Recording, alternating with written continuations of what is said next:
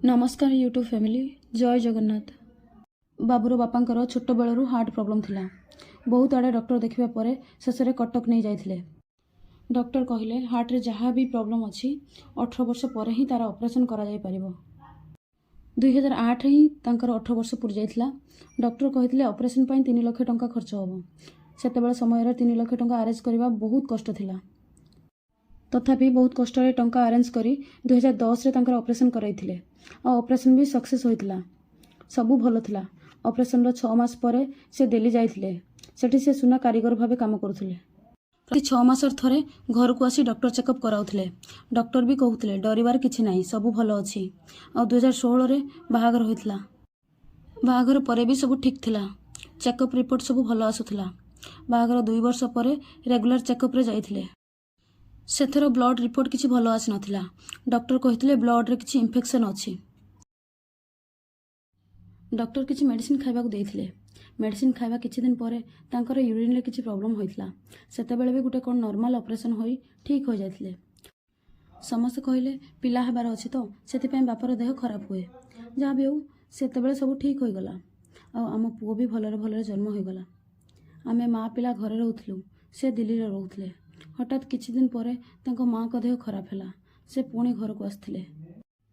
जेहेतु से घर सान पुओ थिले सेतिपय माँ तांको बहुत भल पाउथिले और से भी तांको माँ को बहुत भल पाउथिले। बहुत कम बयस रे देह खराब जोगु से आम समस्त को छाड़ी चली गले। सेतेबेले मो ठारु अधिक तांको पुओ को बाधुथिला। कारण माँ तांको पय केते द्वितीय व्रत बार मानसिक करथिले। एते सब दुख कथा मने पकई कहला बेलकू मो लुह को भी अटकई पारुनी। दिन थिला कैमरा आग को आसी फोटो उठेबा को भी मते भल लागु नथिला। केबे भाभी नथिली मो भी सोशल मीडिया को आसीबी और वीडियो बनेबी। भाग्य मते केउठु आनी केउठी छाड़ी देला। तापरे भी आपण मानको भल पाइबा आ कमेंट रे आम पय एते सब भल चिंता करबा मते आहुरी इंस्पायर करूची वीडियो बनेबा को। माँ चली जावा परे आम जीवन रे बहुत असुविधा आसथिला। बापा बहुत आगुरु चली जाइथिले। बापा माँ चली जावा परे सबु भाई अलगा होई गले। से माने 4 भाई आ गोटे भौणी थिले। आमे घर कर नथलु सेति पय आमे तांको बड़ भाई घरे रहउथलु। आमको सेठार छाड़ी से दिल्ली रे रहउथले। से सेठारे एका रही खाइबा पीबा पय बहुत हैरान हेउथिले। कारण डॉक्टर तांको हार्ट ऑपरेशन जुगु बहुत खाद्य खाइबा को बारण करथिले। बाहर खाद्य खाइले तांको देह बहुत खराब हेउथिला। सेति पय मो भी तांको पाखु को पळै गली। से सेठारे सुना कारीगर भावरे अलगा पिलांक सहित रही काम करुथिले और रूम भी शेयर करी रहउथिले। मो जिबा परे गोटे पर्सनल रूम नै एका एका काम करले। प्रथम आमे बहुत हैरान हेइथिलु। कामरे भी बहुत लॉस होउथला। पैसा रे भी बहुत अभाव होउथला। सेति पय मोर किछि सुना गहना थिला ताको किछि बिक्री कर देलु आ किछि तांको कामरे लगै देइथिलु। तांकर भी मेडिसिन पय मासको बहुत पैसा खर्च होउथला। मो भी धीरे धीरे तांका सह मिसी काम सिखुथिली आ किछि दिन परे काम सिखि भी गली। तांको भी बहुत सहाय्य मिली गला। सेतेबेले से भी बहुत परिश्रम करुथिले। निज देह को केयर करु नथिले। हां मु सेतेबेले तांका सह मिसी काम सिखि गला परे आमे दुई जण मिसी बहुत परिश्रम करिछु। राति अनिद्रा होई काम करिछु। आम कष्ट आगरे भगवान भी हार मानि गले। धीरे धीरे आम अवस्था सुधरिबा को लागिला आ आमे निजर घर करबा को प्लान करिथिलु। सेतेबेले मो पय भी धीरे धीरे किछि गहना बनै देइथिले। बहुत लोकन को सहाय्य हिसाब रे बहुत पैसा दे देइथिले। आहुरी किछि लोक धार उधार कहि पैसा नै जाउथिले। हेले से काहा को टाण करी किछि कहू नथिले। किछि दिन परे आमे गां को आसी आम घर बनेबा आरंभ कर देइथिलु। सेतेबेले तांको देह बहुत भल थिला। आमर भल पैसा भी इनकम हेउथिला। किछि पैसा से बाहर इन्वेस्ट कर देइथिले आ कहिथिले 2 वर्ष परे से पैसा उठले आमे आम काम गां रे आरंभ करिबा। हेले भगवान गरो किछि अलगा इच्छा थिला। से चली गला परे से पैसा सब बुड़ी गला। आ घर करिबा पई केते कोन स्वप्न देखतिले। तांको भाईंकर घर देखि कहिथिले आमर भी सेमिति घर बनेबा। जेते पैसा खर्च हो पछे पिला मानक पई खंडे भल घर करिवि आ केते टंका खर्च होबो तार भी हिसाब करी रखिथिले।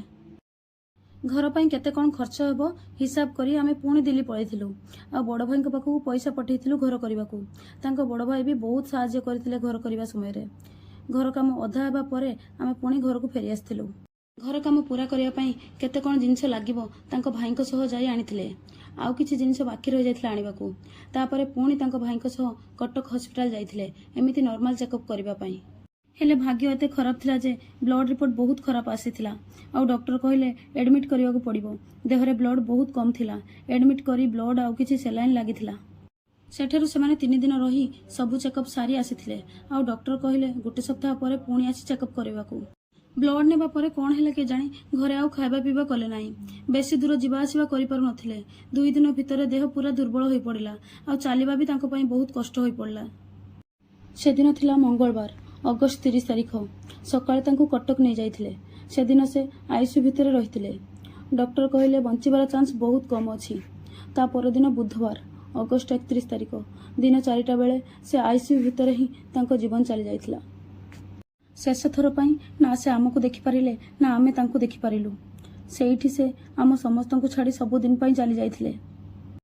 ଆହୁରି ବହୁତ କିଛି କଥା ଥିଲା ଯାହାକୁ ମୁଁ ସ୍କିପ୍ କରିଦେଇଛି ଖାଲି ଭିଡ଼ିଓକୁ ଶେଷ କରିବା ପାଇଁ। ଆପଣମାନଙ୍କ ମନ ଭିତରେ ଯଦି ଆଉ କିଛି ପ୍ରଶ୍ନ ଥାଏ ତାହେଲେ କମେଣ୍ଟରେ ପଚାରି ପାରିବେ। ଯଦି ଆପଣ ଭିଡ଼ିଓରେ ନୂଆ ଥିବେ ଦୟାକରି ଚ୍ୟାନେଲକୁ ସବସ୍କ୍ରାଇବ୍ କରିଦେବେ ଆଉ ଭିଡ଼ିଓକୁ ଲାଇକ୍ ଗୋଟେ ସେୟାର କରିଦେବେ। ରହିଲି, ଜୟ ଜଗନ୍ନାଥ।